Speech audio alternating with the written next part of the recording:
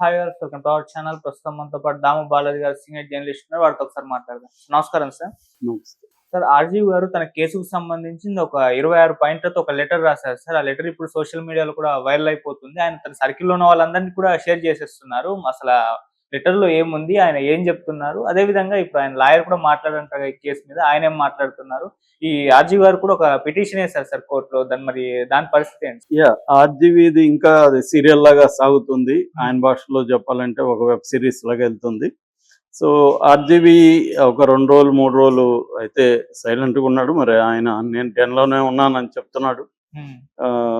So మరి డెన్లో ఉంటే బయటకు ఎందుకు వచ్చి పోలీసులతో మాట్లాడలేదు? పోలీసులు వచ్చినప్పుడు వాళ్ళతో మాట్లాడచ్చు కదా అన్న ప్రశ్న వస్తుంది. సో ఏదేమైనా ఆయన మొత్తానికైతే పోలీసులకి దొరకకూడదన్న ఆలోచనలో 2-3 రోజులు ఉన్నట్టుగా అర్థమవుతుంది. ఎందుకంటే కోర్టులో అది పెండింగ్లో ఉంది, ముందస్తు బెయిల్. సో ఒకవేళ బెయిల్ వస్తే మనకి ఇబ్బంది ఉండదు. బెయిల్ రాకపోతే ఈ లోపల వీళ్ళు ఏమన్నా అరెస్ట్ చేసి తీసుకెళ్ళి నన్ను అరెస్ట్ చేస్తారా అన్న ఫీలింగ్ అయితే ఆయనకు ఉండే అవకాశం ఉంది. ఎందుకంటే ఆయనే చెప్పాడు, నా 3rd డిగ్రీ ఉపయోగించే పరిస్థితి ఉందని. అది కాదనలేము కూడా. సో అందుకని ఆయన ఉన్నాడు. దాని తర్వాత ఆయనకి కొంత కాన్ఫిడెన్స్ వచ్చినట్టుంది. మరి ఆయనకి ఏం సిగ్నల్స్ అందాయని తెలియదు, కానీ మొత్తానికి ఆయన ఫైట్ బ్యాక్ చేయాలని డిసైడ్ అయ్యాడు. ఆయన సరెండర్ అవ్వాలని డిసైడ్ అవ్వలేదు. సరెండర్ అయ్యి ఒక పోసాని కృష్ణమురళి లాగో, ఆలీ లాగో, శ్రీరెడ్డి లాగో, ఇంకా చాలామంది వైసీపీ వాళ్ళలాగా అతను సరెండర్ అయిపోవడము లేకపోతే ఎస్కేప్ కావాలని ఓపెన్గా ట్రై చేయలే. బ్యాక్ డోర్లో ట్రై చేశాడని వార్తలు అయితే వచ్చాయి. బ్యాక్ డోర్లో లొకేషన్ కాంటాక్ట్ చేయడానికి ట్రై చేస్తాడని, తెలుగుదేశంలో ఉండే కొంతమందిని కాంటాక్ట్ చేశాడని ఇలాంటి వార్తలు వచ్చాయి. ఇక్కడ రేవంత్ రెడ్డి ద్వారా కూడా ఆయన ట్రై చేశాడని వచ్చాయి. అవి వచ్చి ఉండొచ్చు. ఎందుకంటే ఇప్పుడు ఆయన నిజానికి ఆర్జీవీకి ఎప్పుడు కూడా మీన్ మెంటాలిటీ ఉండదు. అంటే ఎవరినో కక్ష పెట్టుకొని చేయడం అనేది ఆయనకి నేను కూడా ఎప్పుడు పర్సనల్గా చూడలేదు. ఎవరికైనా ఏదైనా హర్ట్ అయినా ఆయన మాట్లాడతారు. సో పర్సనల్గా హర్ట్ చేసే నేచర్ ఆయనకి లేదు. ఆ సినిమాలో నేను షూటింగ్లో కూడా ఉన్నాను, కిలింగ్ వీరప్పన్కి.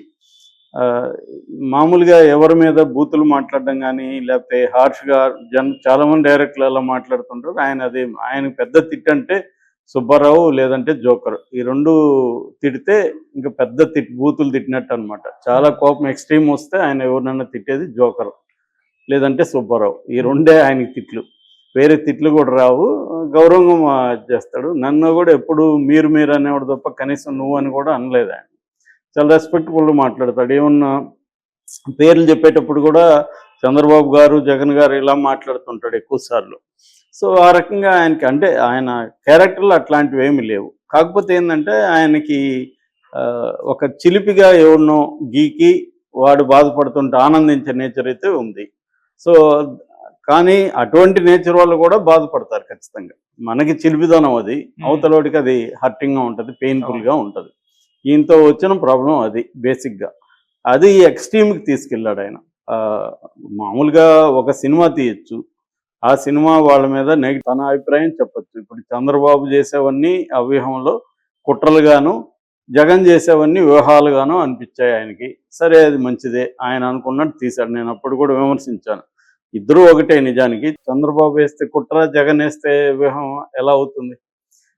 ఇద్దరు కుట్రలు అయితే ఇద్దరు కుట్రలు, ఇద్దరు వ్యూహాలు అయితే ఇద్దరు వ్యూహాలు. ఇవాళ రాజకీయాల్లో కుట్రలు అనేవి వ్యూహాలే ఉంటాయి.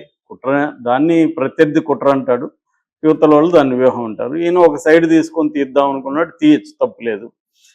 అంత మాత్రం లేకుండా బయట వాళ్ళని అవమానకరంగా పోస్టులు పెట్టడం, మీమ్స్ చేయడం, ఇది అందరూ చేయలేదా అంటే చేశారు. అందరూ కూడా చాలామంది చేశారు. అందరికీ కేసులు పడవు, ఈయనకి ఎందుకు పడుతుందంటే మరి అందరూ చేసినప్పుడు వాళ్ళు కూడా ఎందుకు అందరి మీద పోవట్లేదు, ఈయన మీదకి ఎందుకు వస్తున్నారు, దానికి కూడా ఆయన ఎక్స్ప్లెయిన్ చేయాలి కదా. నా మీదకి ఎందుకు వస్తున్నారని కూడా ఆయన చెప్పగలగాలి. అది ఆయన చెప్పలేకపోతున్నాడు. నీ మీదకి ఎందుకు వస్తున్నారు, అందరి మీదకి ఎందుకు రావట్లేదు, చాలామంది విమర్శించారు, వాళ్ళ మీదకి ఎందుకు వెళ్ళట్లేదు అంటే ఈయన ఒక ఇన్ఫ్లుయెన్షియల్ పర్సను. ఈయన ఏది చేసినా అది వైరల్ అవుతుంది. దీని ఎఫెక్ట్ వాళ్ళ మీద ఎక్కువ ఉంటుంది. రెండోది, ఈయన చాలా ఎక్స్ట్రీమ్కి వెళ్ళి ఇటు పవన్ కళ్యాణ్ కానీ, ఇటు లోకేష్ని కానీ, చంద్రబాబుని కానీ చేయడం అనేది వాళ్ళకి హర్టింగ్గా ఉంది. ఇది ఆయన నిన్న 26 పాయింట్లలో కూడా రాసింది ఏంటంటే, రాజ్యాంగము, పౌర స్వేచ్ఛ వ్యక్తిగత స్వేచ్ఛ ఆర్టికల్ 19(1)(a) ఆర్టికల్లో వ్యక్తి స్వేచ్ఛ ఇవన్నీ మాట్లాడాడు. సో ప్రాబ్లం ఏంటంటే ఆర్జీవితో ఆయన ఎప్పుడు సామాజికంగా స్పందించడు. వేరే వాళ్ళకి ఇదే జరిగినప్పుడు ఆయన ఎప్పుడు స్పందించలేదు. ఇప్పుడు ఆయన స్పందించాలని కోరుకుంటే జరగదు అంత ఈజీగా. అది ఆయన చెప్పిన పోయమే ఆయనకు వర్తిస్తుంది. నువ్వు వేరే వాళ్ళకి జరిగినప్పుడు ఒక సాయిబాబా లాంటి సాయిబాబా ఏం చేశాడు? ఆయన 95% వికలాంగుడు. ఆయన ఏమన్నా ఆయుధాలు పట్టుకొని గవర్నమెంట్కి వ్యతిరేకంగా పోరాడాడు. ఆయన కూడా భావాలు ఎక్స్ప్రెస్ చేశాడు. ఆయన అభిప్రాయాలు ఆయన చెప్పాడు. దానికి ఆయన్ని 10 ఏళ్ళు ఒక ఫాల్స్ కేసు పెట్టి అత్యంత దారుణంగా అండాసెల్లో పెట్టినప్పుడు ఈయన ఎందుకు మాట్లాడలేదు ఒక పబ్లిక్ ఫిగర్గా? అంటే తన దాకా వస్తేనే వ్యక్తి స్వేచ్ఛ, అన్యాయము, అక్రమం ఇవన్నీ గుర్తొచ్చాయా? సో ఇదేంటంటే నా ఇష్టం, నేను ఎవరిని కేర్ చేయను అనుకునే బిహేవియర్ ఉన్నప్పుడు రియాక్షన్స్ కూడా అలాగే ఉంటాయి. నీకు ఒక ప్రాబ్లం వచ్చినప్పుడు కూడా ఎవరు కేర్ చేయరు. సో అందుకనే ఇప్పటికి కూడా ఆయనకి చూస్తే మనం ఐ స్టాండ్ విత్ ఆర్జీవి అనే ఒక క్యాంపెయిన్ అనేది ఇక్కడ ఎందుకు జరగట్లేదు? నిజానికి ఆయనకి చాలా మంది ఆయన అంటే ఇష్టమైన వాళ్ళు, ఇంక్లూడింగ్ నాకు కూడా ఆయన అంటే ఇష్టం, నో డౌట్. ఒక డైరెక్టర్గా is a great director, legendary director, భారతదేశం గర్వించదగిన డైరెక్టర్ అని నా అభిప్రాయం. కానీ మనం ఒక ఇష్యూని మాట్లాడేటప్పుడు ఆబ్జెక్టివ్గా మాట్లాడాల్సిన అవసరం ఉంటుంది. రెండు వైపులా బ్యాలెన్సింగ్గా మాట్లాడాల్సిన అవసరం ఉంటుంది. సో ఆ యాంగిల్లో చూసుకున్నప్పుడు ఆయనకి ఎందుకు మద్దతు రాలేదంటే ఆయన ఎక్స్ట్రీమ్గా వెళ్ళాడు అనేది అందరూ అభిప్రాయం. ఆయన సపోర్ట్ చేసేవాళ్ళు కూడా ఈయనకి ఎందుకు, ఈయన మంచి ఫిల్మ్ మేకరు, మంచి ఫిల్మ్స్ తీసుకోకుండా ఇదేదో చిల్లర వ్యవహారం లాగా ఎందుకు సార్ ఈయనకని అడిగేవాళ్ళే ఎక్కడికి పోయినా ఉన్నారు. అది నా ఇష్టం అనొచ్చు ఆయన. మరి నీ ఇష్టం అనే కాన్సిక్వెన్సెస్ ఫేస్ చేయాలి.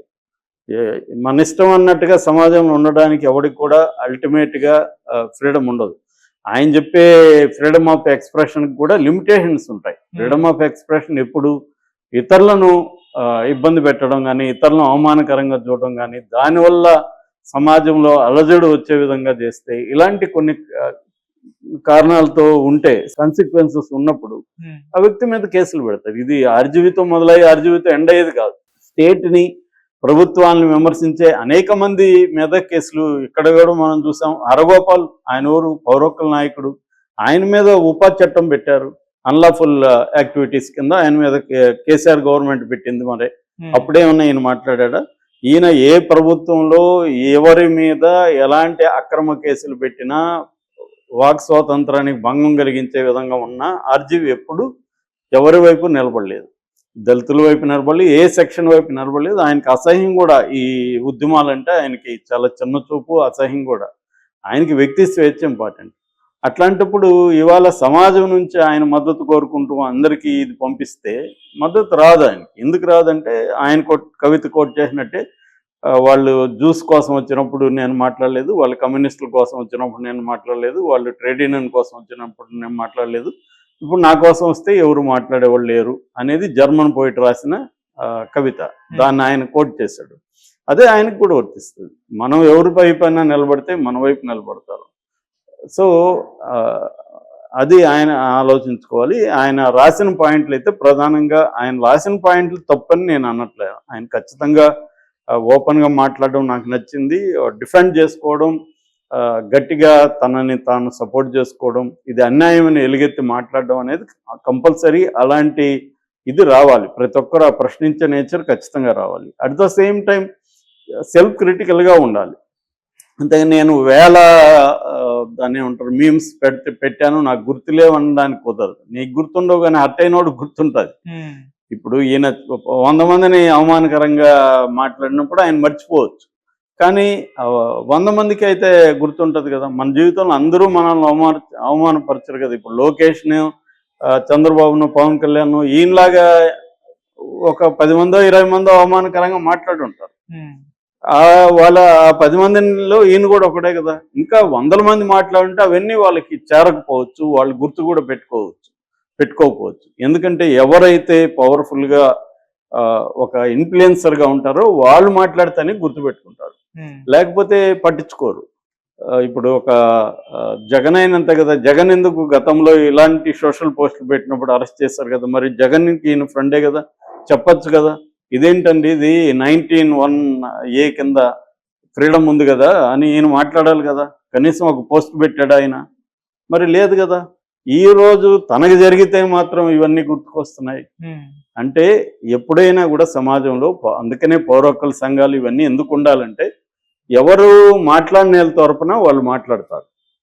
పౌర హక్కుల సంఘాలు ఇలాంటి సంఘాలు ఎందుకు ఉంటాయి అంటే బలహీనంగా ఉన్న ప్రజల మీద రాజ్యహింస జరిగినప్పుడు వాక్ స్వాతంత్రం లేనప్పుడు వాళ్ళు గొంతెత్తి మాట్లాడతారు. అందుకనే వాళ్ళు అనేక మంది చనిపోయారు. అవన్నీ కూడా ఈయన ఎప్పుడూ పట్టించుకోలేదు. కాబట్టి ఆర్జీవీలో ఉండే ప్రాబ్లమ్స్ ఆర్జీవీలో ఉన్నాయి. But at the same time ఇలాంటి కేసులు పెట్టి ఇబ్బంది పెట్టచ్చా అనేది కూడా ఖచ్చితంగా ప్రశ్నించాల్సిన అవసరం అయితే ఉంది. తెలుగుదేశం ప్రభుత్వం కూడా అది ఆలోచించుకోవాలి. ఎందుకంటే ఇలాగా పెట్టుకుంటా పోతే లెక్కలేనంత మందిని అరెస్టులు చేయాల్సి ఉంటుంది. దానివల్ల వాళ్ళకి కూడా వ్యతిరేకత వస్తుంది. అట్లాగే తెలుగుదేశంలో ఉండి జనసేనలో ఉండే వాళ్ళు కూడా ఇలాగే ఉన్నారు కదా, మరి వాళ్ళ మీద ఎందుకు పెట్టట్లేదు అన్న విమర్శ కూడా తెలుగుదేశం మీద వస్తుంది. దాన్ని ఆలోచించుకోవాలి. మామూలుగా అయితే చంద్రబాబు ఇలాంటి రివెంజీ పాలిటిక్స్కి వెళ్ళడు. కానీ ఇవాళ ఏంటంటే చంద్రబాబు కూడా తీవ్ర ఒత్తిడిలో ఉన్నాడు. ఒక పక్క పవన్ కళ్యాణ్ ఒత్తిడి చేస్తున్నాడు, ఒక పక్క లోకేష్ ఒత్తిడి చేస్తున్నాడు. దీని నుంచి ఆయన కూడా కొన్ని విషయాల్లో తలొగ్గాల్సిన పరిస్థితి చంద్రబాబు కూడా ఏర్పడుతున్నట్టుగా మనకు కనబడుతుంది. ఇక కోర్టులో నిన్న ఒక పిటిషన్ వేశాడు, క్వాష్ పిటిషన్. అదేంటంటే ఒక కేసు కింద అనేక ఎఫ్ఐఆర్లు, అంటే ఒక నేరానికి అనేక ఎఫ్ఐఆర్లు ఉండకూడదు అనేది సుప్రీంకోర్టు కూడా అనేక చెప్పింది. ఇప్పటికీ ఈయన మీద 9 కేసులు పైగా ఉన్నాయని చెప్తున్నారు. సో ఒక ఇది జరిగినప్పుడు ఒకరు పెడితే సరిపోతుంది, 9 కేసులు పెట్టడానికి లేదని అది 2వ తేదీకి వాయిదా చేశారు. అట్లాగే ముందస్తు బెయిల్కి సంబంధించి కూడా ఇది ఉంది. ఇక 3వ అంశం, ఈయన డైరెక్ట్గా ప్రత్యక్షంగా విచారణకు హాజరు కాకుండా ఒక వీడియో కాన్ఫరెన్స్ ద్వారా నేను హాజరవుతున్నాను అన్నాడు. దానికి మరి వాళ్ళు అంగీకరిస్తారా లేదనేది చూడాలి. ఇది basic. Okay, thank you so much.